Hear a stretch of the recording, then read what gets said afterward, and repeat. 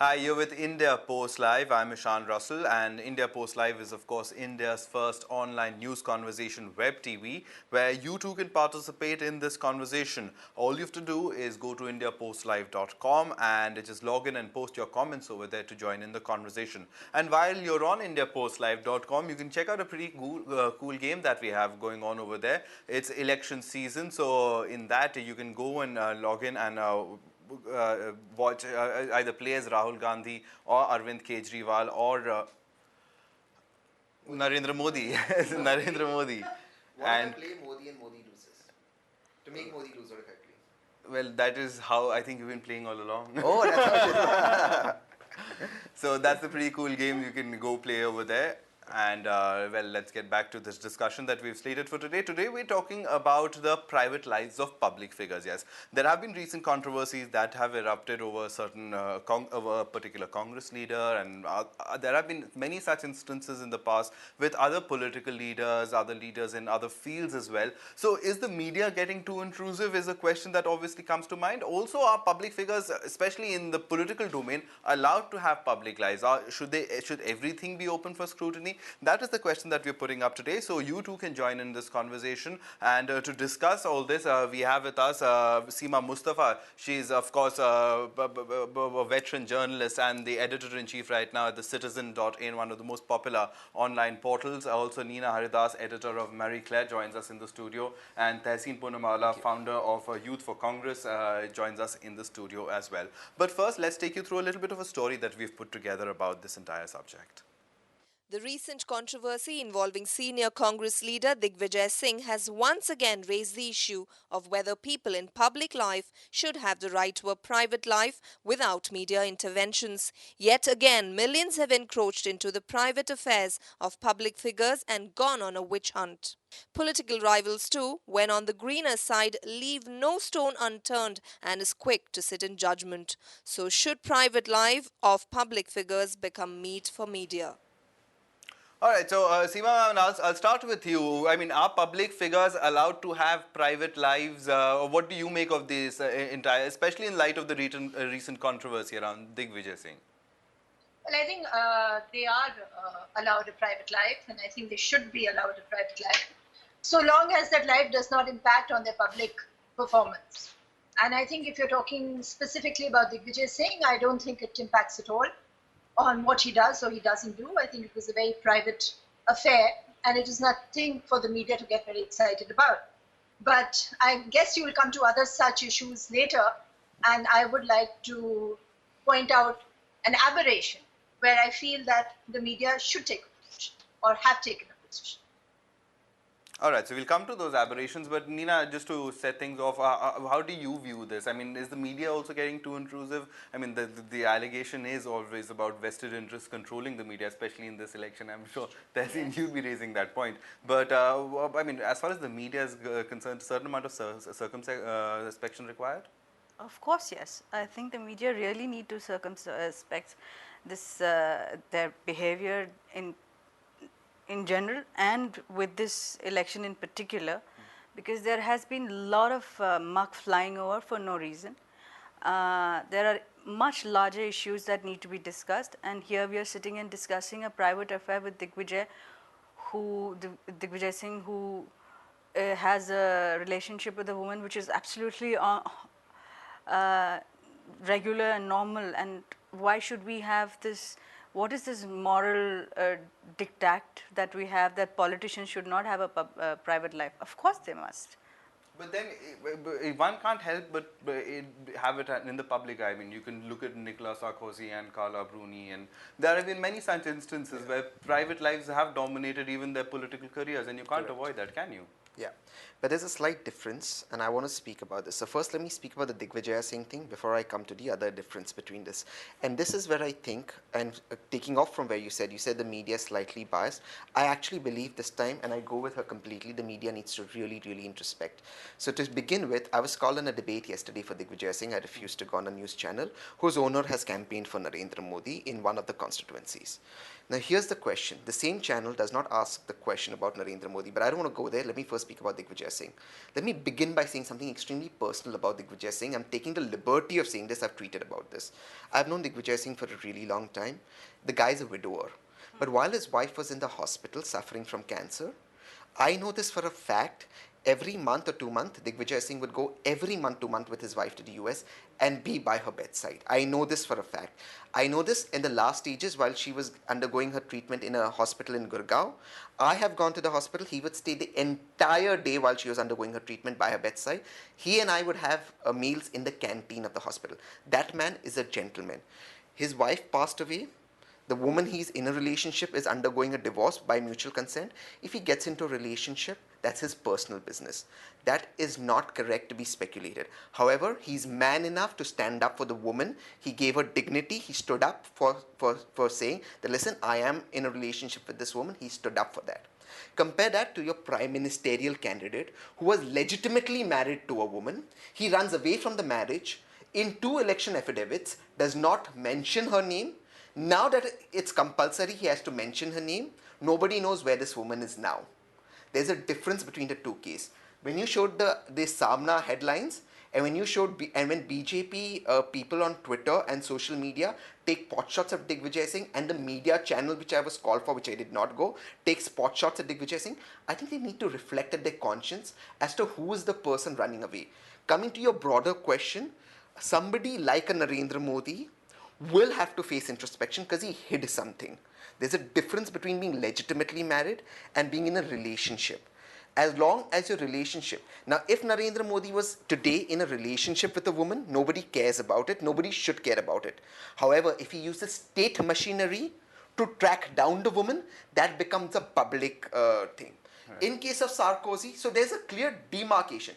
In case of Sarkozy, as in case of Digvijay Singh, as in case of Narendra Modi, there would be interest. Of course there would be interest. As in case of celebrities, there is no doubting it. Now that is for the media as to where it draws the line, whether it wants to be a responsible media, it wants to get into tabloid journalism. That is for the media to decide. There were pictures of Kate and William, I think, where they were taken at the beach. And I think that is, nude pictures of Kate. So I think that is for the media to draw the line. That nobody should tell the media should self-introspect. But the dangerous trend is, and like she rightly said, if state is getting involved, if the state machinery is used, I think that is something that needs to be faced, should be answered. This man is going to be Prime Minister. All right. He claims. Yeah, I just like to tell all our viewers that Nirmala Sitharaman, spokesperson of the BJP, had confirmed to us and was expected to join this discussion, but she's not answering her phone right now. So hopefully we'll tweet out to her and ask her to join in this discussion. And if anybody else from the BJP would want to come into this conversation, or if you just generally want to come into the conversation, you can do so. Go to indiapostlive.com and just log in and post your comments over there. You can also use Twitter hashtag IndiaPostLive to your tweets, or use our Twitter handle at IndiaPostLive.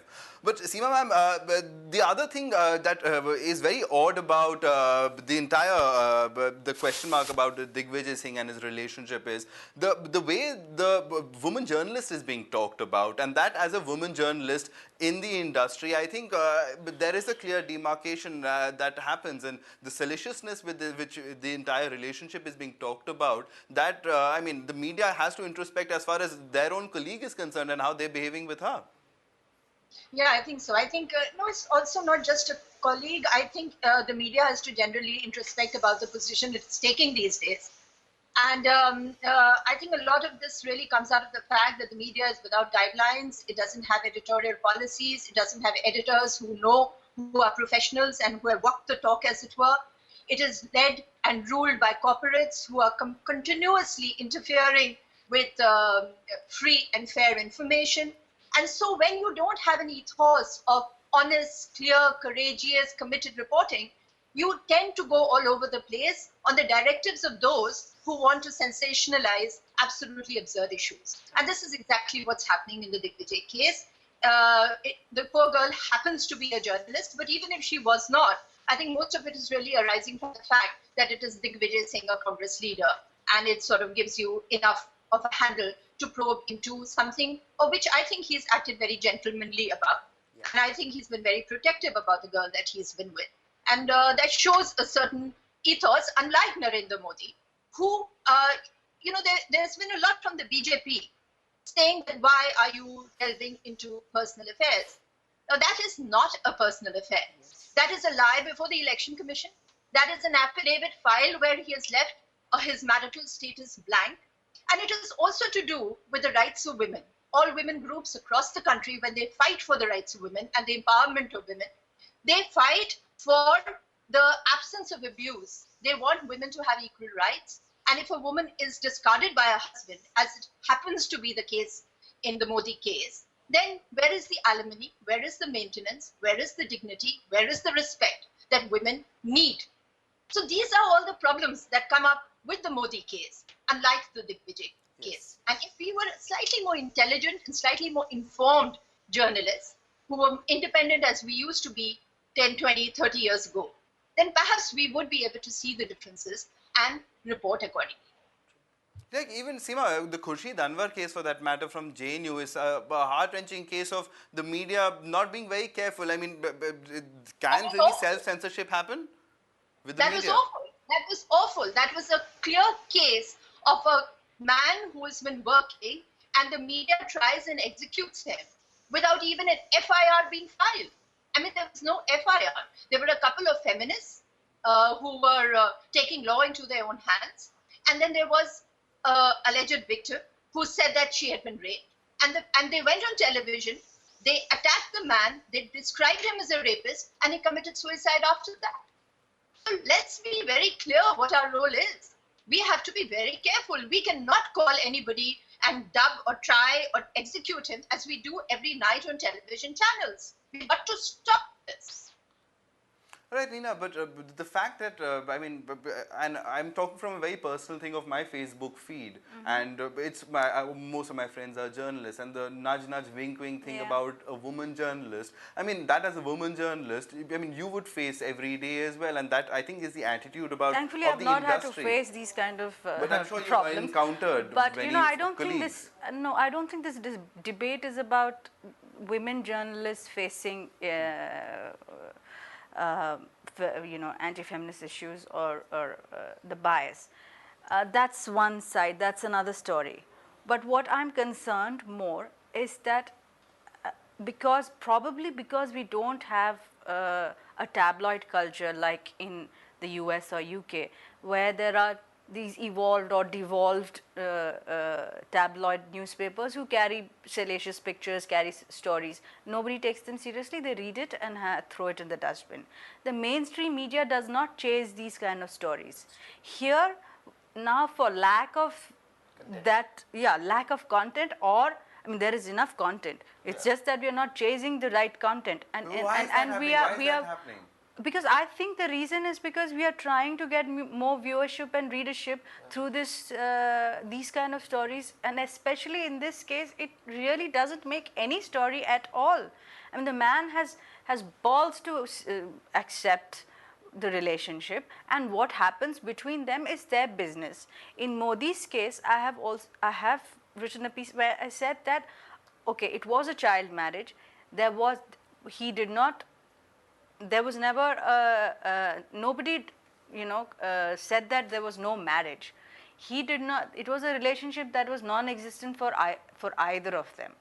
Now she went on, became a school teacher, lived her life. I visited Gujarat 2 years ago, and I found stories that were interesting, more than just chasing this lady. Now, instead of making this into an issue of feminism, and if you're going to make it into an issue of feminism, then why are we going on harping that the husband must acknowledge somebody, or the woman must be given support or maintenance? Now, this whole thing has lost its plot right now. Either you stay within the politics of the political discourse cannot just go on into the private lives of people, which at one point you have to de-link. Where does For that point instance, come I'll tell in? you I mean, America. and In America, a country where there is no concept of families or relationships, all right? However, when there is a US presidential election, the president has to have a, I mean, you have to put up this beautiful picture where there is a president and a beautiful wife and some kids, and that poor Obama, who didn't have a dog, had to adopt a dog so that the picture is perfect. Now here, we at least as journalists in the media has had some decorum in the last few years to leave personal matters that don't affect the public life. Now, for instance, if you were to bring Congress, I don't care who Robert Vadra is with, or how the relationship between Priyanka and Vadra is, but if that issue affects the public life and there is issue to be talked about, then it must enter political discourse. I'm not interested in the in as journalists, we were never a country that dealt into this whole private life, and we've had bachelors as prime ministers. We didn't care about whether they have children and wives and dogs. So why suddenly this whole interest in private lives of people which is not affecting the public life? But is it just about the election, or is it about the media in general? Is the election of 2014 gone down in rhetoric to that level that we are only talking about? A lot of things. So let me just clarify before I go to my point a little bit about you. Narendra Modi got married as an adult, not as a child. So that's a very important point. He was 17. 18. He was 17. Irrespective. He was 18. I know this for a fact. But however, the girl was 17, he was 18. The more important part is he never divorced the woman. Till today, he's not divorced. So the question the media is not asking, or the question that people are asking is, why are they asking Narendra Modi's question? Because he talks about women empowerment. Therefore, the question comes is, if you're talking about women empowerment, what happened to the wife you were married to? Have you then empowered her? Number one. But the question is not so much on his wife, but the girl he was chasing with state machinery. That is the problem. Yes, as chief that minister, using the anti-terror squad to spy on a woman. Therein is the problem with Narendra Modi. Now I don't want to discuss Narendra Modi. And one more thing to clarify factually, Robert and Priyanka have a great relationship. No, I'm not saying. Now that's the Delhi circuit. Now let's come out to the more important and substantive point. And I think both these women will agree with me. It's not just about the media. It's about the discourse. And it's not about journalists, but the discourse about women that's fallen down. And I'll give you an example. When you compare a woman to Rakhi Sawant, any woman to Rakhi Sawant, as though Rakhi Sawant's a bad word. However Rakhi Sawant is, she's a woman. Whatever she does, she's a woman, and you got to respect a woman. Whatever she does is her personal choice. How can calling somebody Rakhi Sawant be an abuse? But so happily, male and female, men and women indulge in, ye to Rakhi Sawant jaisi hai. What does that mean? I have seen educated people on my Facebook, carrying up from where you said on Twitter, saying, oh, you know what? You will like Sunny Leone. Listen, I know Sunny Leone personally. Apart from that, I have respect. Whatever that woman does, it is her life. Who are you to judge? You got to respect people. We have to respect women. The problem with us is, we only as a country see women as Ma, Bhen, Bhabhi. That's it. And when you see women as Devis, Ma, Bhen, Bhabis, the fact is, if they are Devis, Ma, Bhen, Bhabhi, and if they are not that, sorry for the word, then they are whores. You don't have an in-between concept. Why are women seen as Ma, Bhen, Bhabis, or the other extreme as whores, as this journalist is seen? Why can't they be seen as human beings, with women be seen as human beings with normal needs to earn money, with normal needs to dignity, with normal needs to a sexual life, with normal needs to privacy, with normal needs to normal other needs. Just like men have needs, women have needs. Why are women, and I then go to our politicians across party lines, Ma Bhen, Ma Bhabhi, why? Why can't women be seen as women, men be seen as men, the third gender be seen as third gender? Why are you getting into Ma, Bhen, Bhabhi, Bhai, Baap, Beta? Why can't they be human beings? Human beings, because then human beings have needs. Needs to dignity, needs to earn money, needs to privacy, needs to sexuality, needs. When you start respecting the sexuality of a woman, the sexual rights of a woman, because we're talking about here a relationship in general, when you respect the sexual rights of a woman, you will then respect her saying no. And when you then start respecting her no, rapes and sexual abuses reduce, because you respect that she has the sexual rights to choose to be with who she wants to. Right. The problem is, you don't respect sexual rights of a woman, So you go to one extreme as Ma Bain, where you don't see a woman sexually, or you then, if she has a sexual life, you see her as a whore, Right. and therefore you don't respect her no, and therefore when you don't respect her no, sexual abuse increases. That is a cultural problem with India. Connecting it to Europe and America, where she spoke about, of course, tabloid, but I'm just connecting it, because you respect the no of a woman, you don't have death penalty there, you don't have castration there. The number of sexual abuses have come down out there because you respect the no of a woman. And Alright. therein is the problem with this country. Culturally, this problem with this So country. it might be a problem of mindsets, but then Yes. it becomes quite convenient to pursue a regressive mindset in an election, Seema, and I think that is what we've been seeing in 2014. Hi, Seema, could you hear me? Has one of the. Can you hear me? Yes, go ahead. Okay, so no, I agree with you. I think it's been a very aggressive election. I think it's been one of the worst elections that we have, no, the campaigns that we have seen in a very long time. And I completely agree that, this whole respect and dignity of woman has got confused between the Sati Savitri position and then the VAG position, as if she doesn't have another role in her life, as if she's not an empowered being, as if she's a person with no rights, with no dignity, with no respect. She's another human being. And any woman has multifarious roles. She's not just a sister or a daughter or a mother. She's a worker, she's a house worker, she works outside, she's a citizen in society, she's a voter. She has so many rights and so many needs, as was pointed out. And I think, and this whole thing, I mean, the disrespect of women, when you bring in somebody like Muthalik and you give him a ticket, Yes. isn't that really stating it where you stand? That a man who is known for his anti-women dirty positions is suddenly being honored by a political party and being given a ticket. And he's only removed because there is a hue and cry and because you do not want the vote bank to be affected. What I'm trying to say is that why is it that political parties and political parties with aspirations wanting to become prime ministers, leading this government, do not reinvent themselves on women? And why do they also, one thing that hasn't been heard yesterday, some reporter had come and she was asking that what is the position of women in this election? And I told her, zero. There is no position of women in any of the political parties. Where is the 30% women's reservation bill gone? We don't hear about it anymore.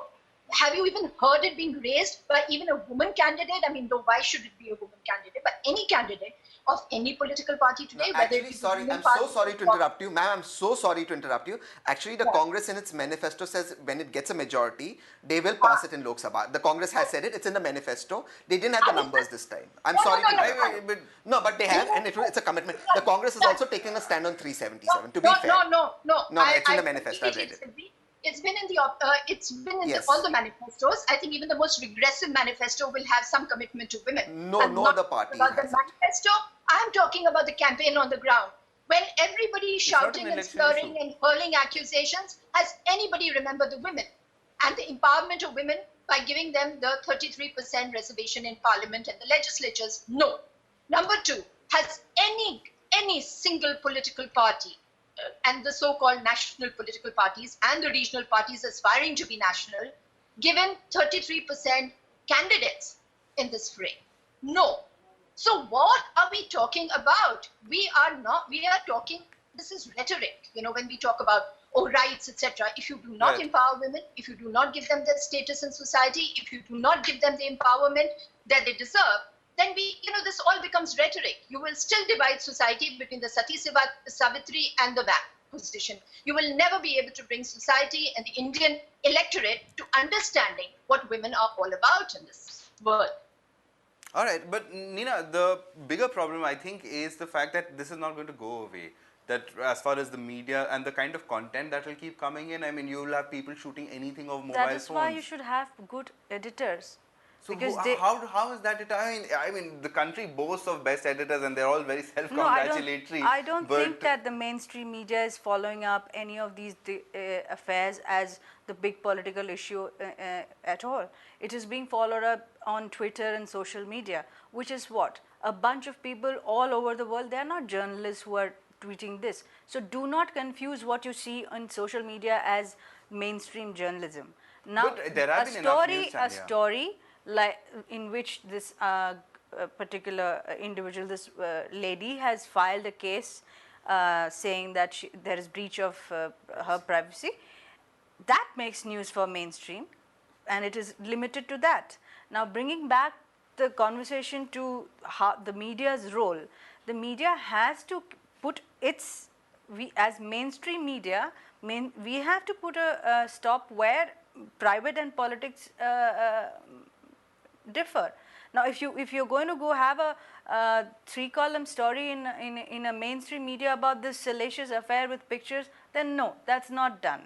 And if you confuse that people are looking at videos and pictures on social media, come on, I mean that's something that's not journalism. No, but again, last evening, 5 o'clock, a mainstream news channel had a debate on it. I was invited to that debate. So, I mean, that's not entirely to the mainstream media has not featured it. So that's what I'm saying. That is exactly what I'm saying. And that because there is this whole tabloidism of mainstream media happening, these stories are the ones that are getting priority. Who has asked in questions on women empowerment? Who has asked questions on how Muslims live in Gujarat? Who has asked what is going on in Dausa? Nobody. So, or any of the other constituencies, you are the debates and television news or has become completely debate based, where a bunch of people sit just like us and discuss one line that is taken out of thing. Now, yesterday, Priyanka, Modi saying something about daughter, Priyanka saying that, I mean, it was ridiculous. I mean, why should that be taken into such a, and I did not mean that, I was not going into the, now, you have a interview, they haven't, I mean, I don't know the details, but apparently they didn't run the interview in full or whatever. But again, it's not. I don't know what happened on that. So the whole conversation, there's an entire debate going on this one statement that Priyanka made, that I'm Rajiv Gandhi's daughter. Yes, she is. So it is. No, but again, in this particular context, and I go with what you say. In this particular context, you have to blame the media, because you see what happened. And again, in Amethi yesterday is. This story got leaked that Narendra Modi said Priyanka's like my daughter. Now the media went and asked Priyanka, oh, Narendra Modi's calling you his daughter. Now obviously, if somebody comes and says, somebody who you've been fighting against politically, who's been taking names and pot shots at you, so you can say, oh, he says her daughter. She says, no, I'm Rajiv Gandhi's daughter. So Priyanka only reacted. It's the media who built it up only to score TRPs.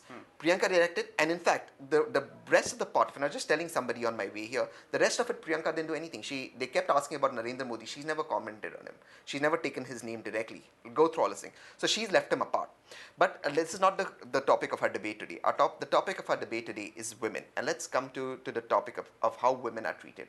Now, when mainstream media, when mainstream media starts debating people's personal affairs, I go with both these beautiful and brilliantly intelligent ladies who say then there is something to worry about. That is a marked difference, and I go back to Modi, when mainstream media is not debating how state machinery is used, even if you're in love with the woman or you're protecting the woman, to do that. If the woman is, and let's look in Modi's case, if what Modi's defense is, and the BJP said yes, state machinery was used. This was a BJP press release. If state machinery was used because a so-called bureaucrat was chasing this woman, as the BJP claims, Modi being the Iron Man with a 56-inch chest, why didn't he call the bureaucrat and warn him? Say, how dare you chase a woman? Why didn't he file an FIR and have the guy arrested? Why does he need the anti-terror squad to be finding out whether the woman is flying Indigo spice jet, and his home minister calling up DGP terror? Do you understand the difference in the two? And for social media to take it up is taking it up when opinion makers like yourself, and I don't mean you, Ishan, when opinion makers like you yourself said on Facebook are going nudge, nudge, wink, wink, that's when social media is picking it up and making it a story. When you're cracking jokes on it, within the cracking jokes on it, do you realize you are hurting the dignity of a woman?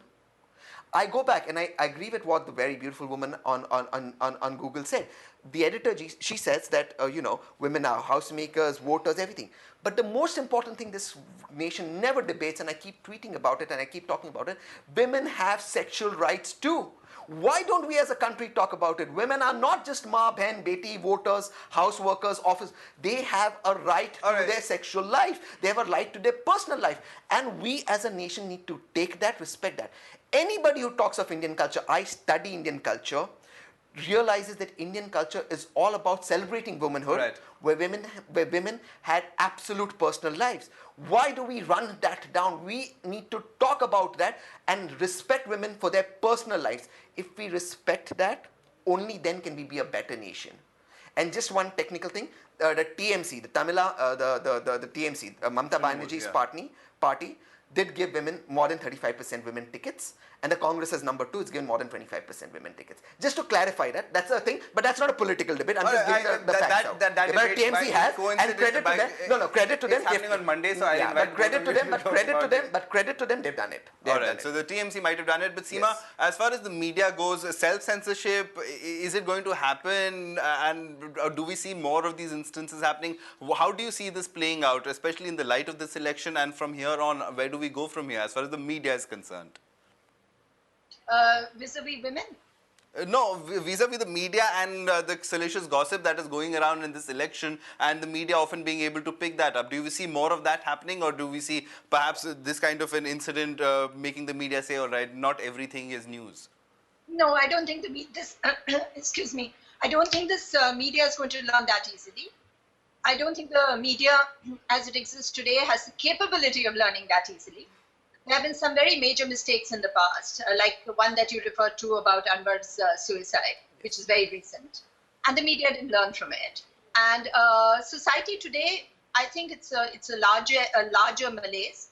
I think we are not being able to learn from many of our mistakes. And this whole thing of lampooning of women, the overtly sexual stereotyping of women, while I agree that every woman has sexual rights, she also has those rights which come very naturally for men as well. Yes. But she, this whole lampooning of women as either sex objects or as goddesses is becoming excessive. Yeah. And we are giving prey, we are creating a society which uses this to actually attack your women on the roads. Today, there is nobody, and we are talking about the national capital of India. I'm not even going into any of the districts, probably the villages, of course, far safer. But in Delhi, if anybody is even walking from one end to the other, that girl or that woman, regardless of her age or her looks, is treated so badly, continuously. So, and the media doesn't bother about it. We don't bother about law and order. We don't bother about accountability. We don't bother about holding watchdogs, various institutions up for examination and scrutiny. Right. We allow the police to get away. We allow the law and order machinery to get away. We allow the politician to get away. We allow the corporates to get away. So where are we exercising that watchdog status that we supposedly have? All right, fair enough. And that is a question. I mean, the media in its defense always says that don't shoot the messenger, but perhaps the messenger this time around is shooting itself in the foot. So we'll have that entire debate about media continuing on Twitter as we conclude the discussion. And as far as women candidates go in this election, we'll be discussing that on Monday. So I'd invite all three of you to come in and participate in that one, and we'll talk about women candidates in this election. Thanks very much, Seema, for coming in, also Nina and Tehseen. Thank you so much. Thank you. All right, so that's it in this conversation. What do you think about the media and its role in this election? And as far as the private affairs of public figures go, do write into us. Join in the conversation on India Post Live.